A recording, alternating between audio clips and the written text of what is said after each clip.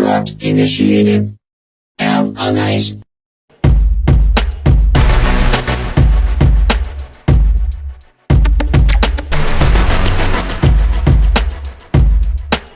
Coaching adalah bentuk kemitraan bersama klien atau coachee untuk memaksimalkan potensi pribadi dan profesional yang dimilikinya melalui proses menstimulasi dan mengeksplorasi pemikiran dan proses kreatif. Coaching dalam konteks pendidikan. Coaching menjadi salah satu proses menuntun belajar murid untuk mencapai kekuatan kodratnya sebagai seorang pamong. Guru dapat memberikan tuntunan melalui pertanyaan-pertanyaan reflektif dan efektif agar kekuatan kodrat anak terpancar dari dirinya. Paradigma berpikir coaching. Yang pertama, fokus pada coachee. Yang kedua, bersikap terbuka dan ingin tahu. Yang ketiga, memiliki kesadaran diri yang kuat. Keempat, mampu melihat peluang baru dan masa depan. Prinsip coaching yang pertama adalah kemitraan. Dalam coaching, posisi coach terhadap coachee-nya adalah mitra.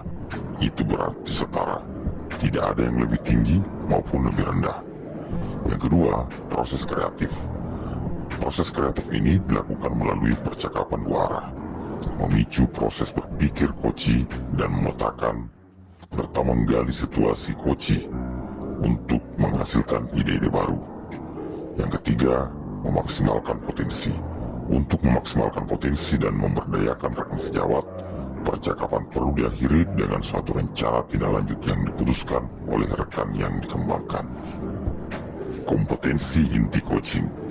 Yang pertama, kehadiran penuh atau presence. Kemampuan untuk bisa hadir utuh bagi coachee atau di dalam coaching disebut coaching presence, sehingga badan, pikiran, dan hati selaras saat melakukan percakapan coaching. Kehadiran penuh ini adalah bagian dari kesadaran diri yang akan membantu munculnya paradigma berpikir dan kompetensi lain saat kita melakukan percakapan coaching. Yang kedua, mendengarkan aktif.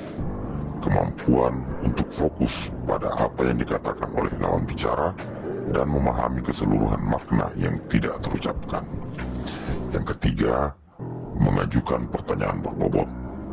Pertanyaan diajukan seorang coach diharapkan menggugah orang untuk berpikir dan dapat menstimulasi pemikiran coachee, memunculkan hal-hal yang mungkin belum terpikirkan sebelumnya, mengungkapkan emosi atau nilai dalam diri, dan yang dapat mendorong coachee untuk membuat sebuah aksi bagi pengembangan diri dan kompetensi.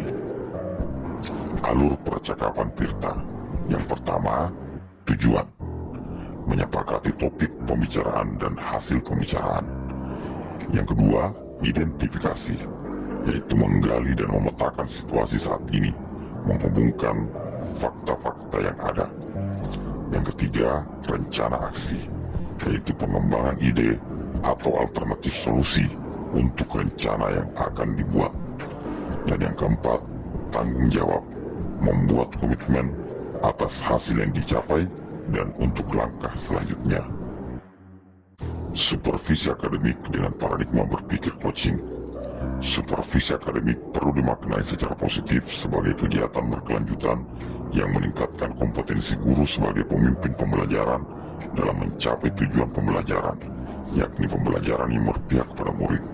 Karenanya, kegiatan supervisi akademik hanya memiliki sebuah tujuan, yakni pemberdayaan dan pengembangan kompetensi diri dalam rangka peningkatan performa mengajar dan mencapai tujuan pembelajaran. Dalam pelaksanaannya, ada dua paradigma utama yang menjadi landasan untuk menjalankan proses supervisi akademik yang memberdayakan, yaitu paradigma pengembangan kompetensi yang berkelanjutan dan optimalisasi potensi individu. Pemikiran reflektif terkait pengalaman belajar. Yang pertama, emosi-emosi yang dirasakan. Itu termotivasi untuk menerapkan praktik coaching secara berkelanjutan dengan murid dan rekan sejawat agar mendapatkan keterampilan coaching untuk supervisi akademik. Yang kedua, yang sudah baik. yaitu mendapatkan pemahaman dan pencerahan tentang materi coaching untuk supervisi akademik dan sudah mempraktikkannya. Yang ketiga, yang perlu diperbaiki, yaitu kompetensi mengajukan pertanyaan berbobot. Dan yang keempat, keterkaitan terhadap kompetensi dan kematangan diri pribadi, yaitu mengoptimalkan kekuatan diri sebagai seorang pendidik yang mampu menjadi seorang coach dan melakukan coaching bagi orang-orang di lingkungan sekitar. Analisis terkait modul 2.3 coaching untuk supervisi akademik. Yang pertama, pertanyaan kritis. Seberapa penting penerapan coaching dalam supervisi akademik? Yang kedua, wawasan baru. Coaching sebagai proses membangun kemitraan dan menghilangkan kesenjangan. Artinya dalam proses coaching untuk supervisi akademik kita tidak memandang kesenjangan jabatan, tetapi sebuah kolaborasi antara supervisor dan guru. Yang ketiga adalah tantangan. Supervisi akademik selama ini dipandang sebagai sebuah proses penilaian satu arah oleh atasan kepada bawahan. Tantangannya adalah mengubah mindset tersebut bahwa supervisi akademik pada dasarnya adalah proses kolaborasi yang memberdayakan. Dan yang keempat adalah alternatif solusi terhadap tantangan, yaitu menerapkan proses coaching yang baik dalam supervisi akademik. Seorang coach lebih berperan aktif dan memberikan pertanyaan yang dapat menggali potensi kekuatan seorang coachee. Pada akhirnya didapatkan kesepakatan komitmen dari coachee. Koneksi antar materi. Pada modul 2.1 yaitu pembelajaran berdiferensiasi. Dalam pembelajaran berdiferensiasi dilakukan pemetaan kebutuhan belajar murid, meliputi kesiapan belajar, minat belajar, dan profil belajar murid. Hasil pemetaan dapat digunakan murid atau coachee dalam proses coaching. Seorang coach mampu mengoptimalkan potensi yang ada pada murid.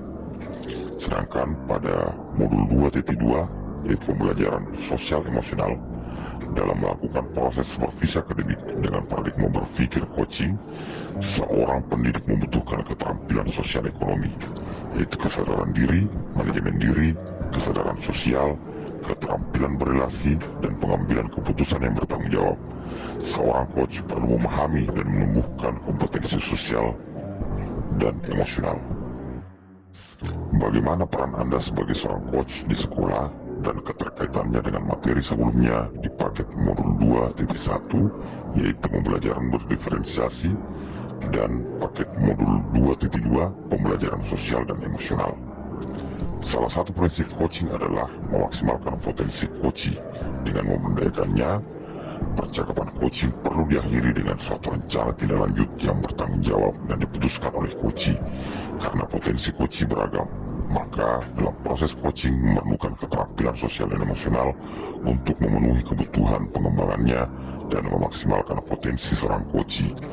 Di dalam kompetensi coaching dan alur percakapan Tirta mengharuskan kita sebagai seorang coach untuk dapat melakukan kehadiran penuh, salah satunya dengan melakukan teknik stop dan mindful listening. Bagaimana keterkaitan keterampilan coaching dengan pengembangan kompetensi sebagai pemimpin pembelajaran? Melalui praktik baik coaching terhadap murid dan rekan sejawat, dengan menerapkan paradigma, prinsip, dan kompetensi inti coaching, saya dapat memaksimalkan peran sebagai seorang pemimpin pembelajaran. Coaching menjadi salah satu proses untuk memastikan bahwa supervisi akademik yang diupayakan benar-benar fokus pada proses pembelajaran yang berpihak pada murid dan sebagai bentuk pengembangan diri dalam menguatkan peran sebagai pemimpin pembelajaran. Rangkaian supervisi akademik merupakan suatu usaha yang mendorong perbaikan dan pengembangan yang memberdayakan, sehingga menjadi kunci pembuka pengembangan potensi diri dalam memaksimalkan kinerja, yaitu menjadi pemimpin pembelajaran. Terima kasih telah menyimak video ini. Assalamualaikum warahmatullahi wabarakatuh.